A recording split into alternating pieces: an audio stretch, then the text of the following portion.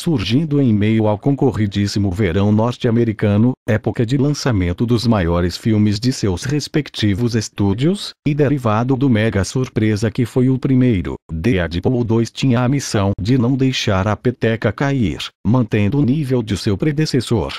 Assim, seguindo à risca o conceito do que os produtores pensam sobre continuações, esta sequência consegue ser maior, melhor e mais engraçada que o original. O primeiro Deadpool tem muitos méritos. Nasceu da grande vontade do astro Ryan Reynolds retratar o personagem nas telonas de forma correta.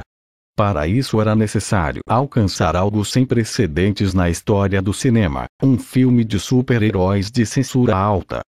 Palavrões, violência e uma liberdade artística inédita neste tipo de produção, sempre voltada ao público-alvo adolescente.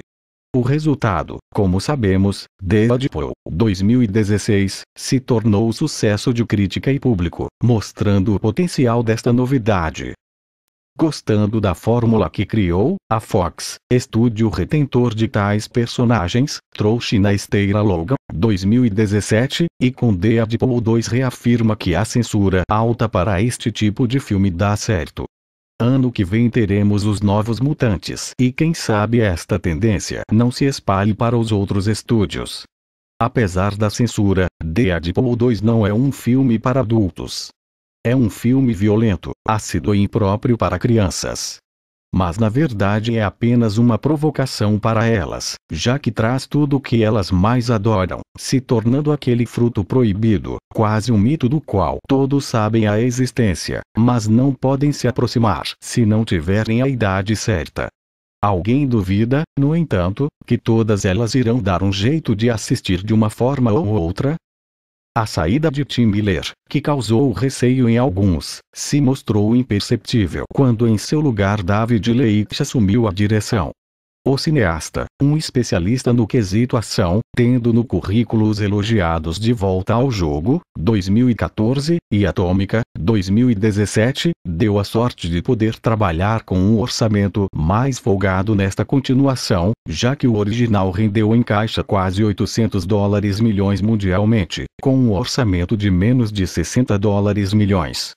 Dizem as más línguas inclusive que esta foi a grande divergência entre Tim Miller, Ryan Reynolds e o estúdio. O primeiro aparentemente queria manter a obra minimalista e contida, e os últimos abraçaram a extravagância. Muita gente que não gostou de Deadpool 2, ou que gostou menos do que o original, usa este argumento. Sua simpatia era por um filme menor, mais cru, acreditando que a essência de Deadpool se esvaiu ao se tornar uma superprodução. E geralmente tal pensamento faz sentido, já que quanto maior é a produção, menos controle individual existe sobre ela, resultando em uma obra mecânica e sem alma. Bem, na maioria dos casos. Com Deadpool 2, chega a prova de que as exceções existem e elas são muito bem-vindas.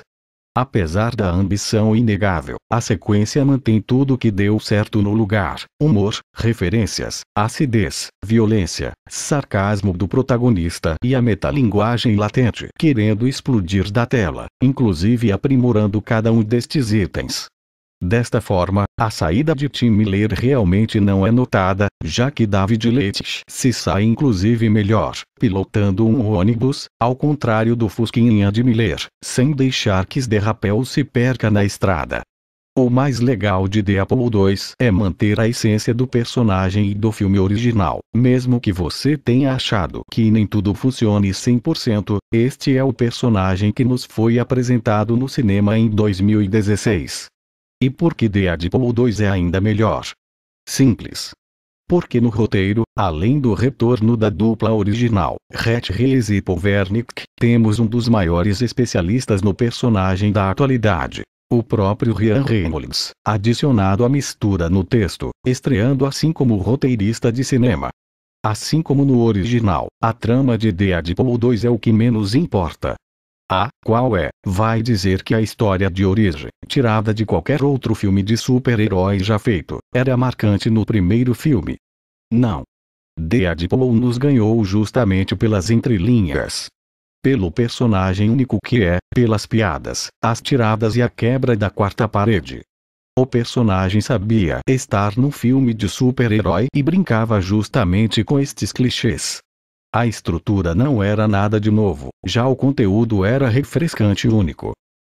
Para a continuação, o roteiro vai ainda mais longe em questão de metalinguagem e referências. De fato, não passa uma cena sequer na qual elas não estejam contidas aos montes. É quase como um show de stand-up comedy, no qual as piadas são incessantes e metralham o espectador com cultura pop a cada frame. Seu aproveitamento vai depender muito do quanto você é escolado no tópico, é claro.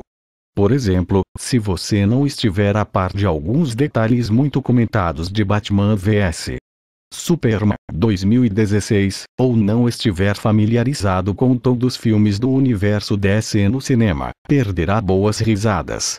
A linha narrativa funciona em alguns tópicos. Primeiro, a perda do sentido da existência do protagonista, ou do amor, com a saída de cena de Vanessa. Sim, Morena Baccarin, nossa conterrânea que veio promover o longa, é morta com poucos minutos do longa e aparece em 3 cenas, 2 em flashback. E sim, avisamos que este seria um texto com spoilers.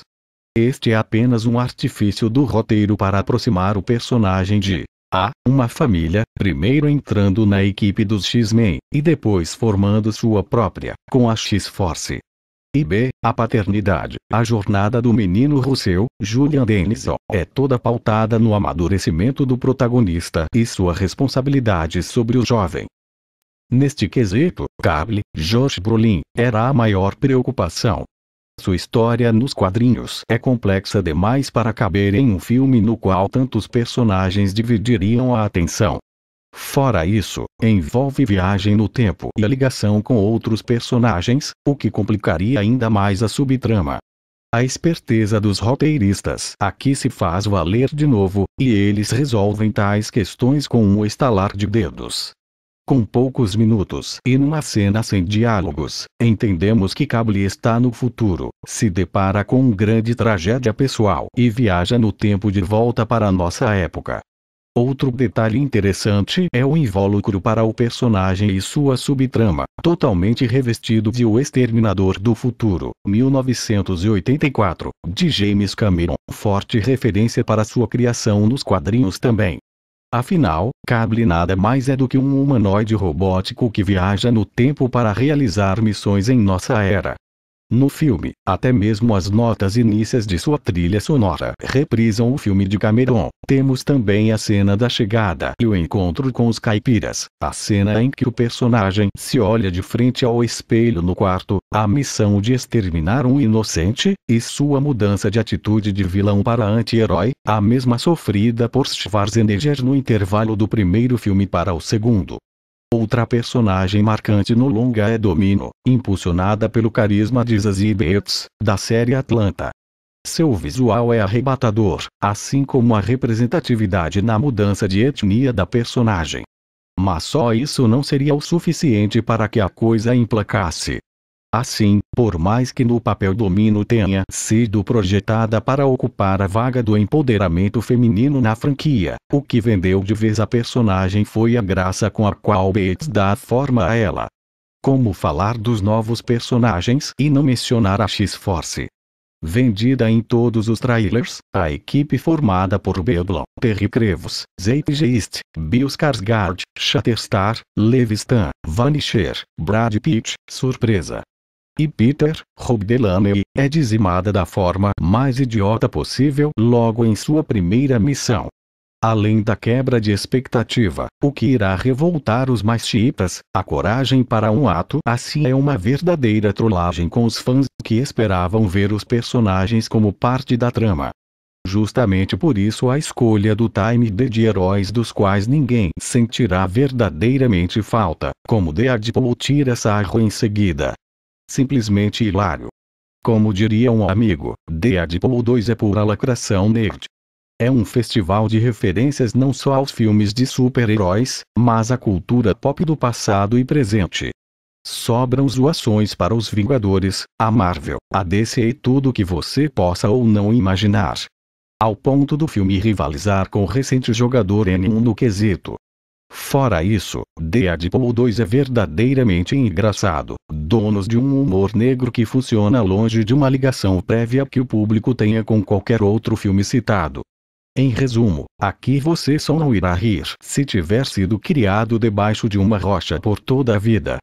Por outro lado, o humor chulo e vulgar, que permeava o primeiro, deu um tempo e aqui pegou mais leve. O que é um somatório e um avanço. Por exemplo, o tipo de humor presente na cena em que Deadpool abraça Colossus e aperta sua bunda, soa deslocado aqui, parecendo pertencer mais ao primeiro filme.